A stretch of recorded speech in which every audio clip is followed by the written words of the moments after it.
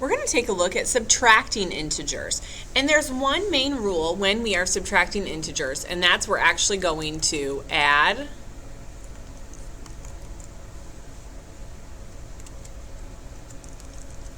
the opposite.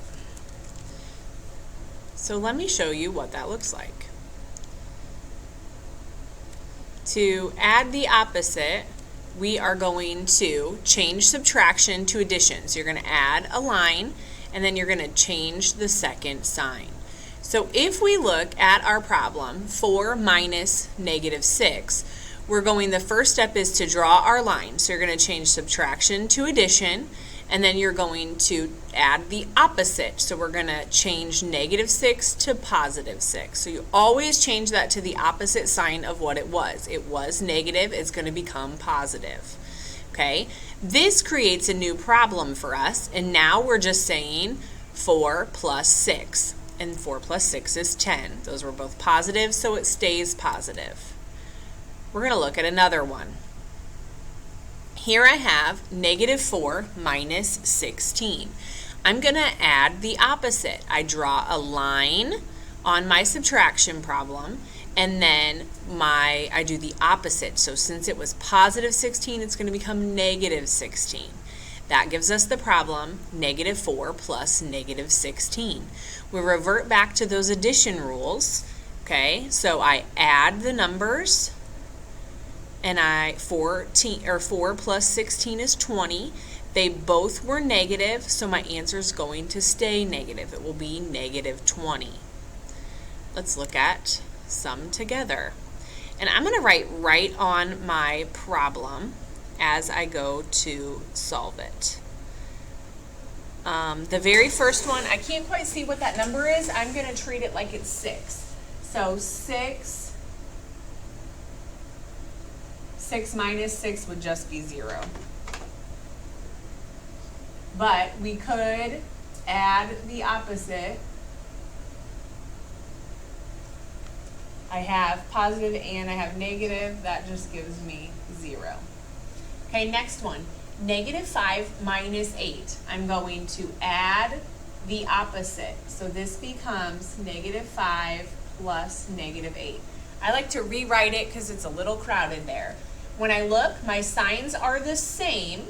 I have -5 and -8. If I were using counters, these would be red counters, and I would have 13 negatives. I'd have -13.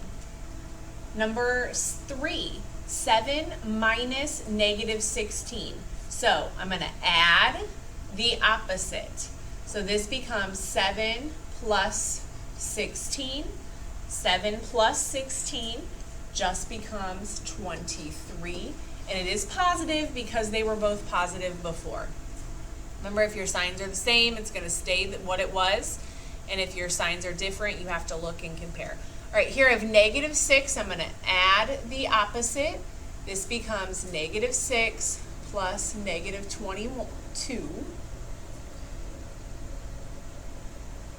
I have negatives and negatives. So I know my answer is going to be negative. I'm going to add 6 plus 22 gives me 28. So -28 is my answer there. I'm going to scroll down. We're going to do 2 more together. Give me just a second because I can't even read that problem.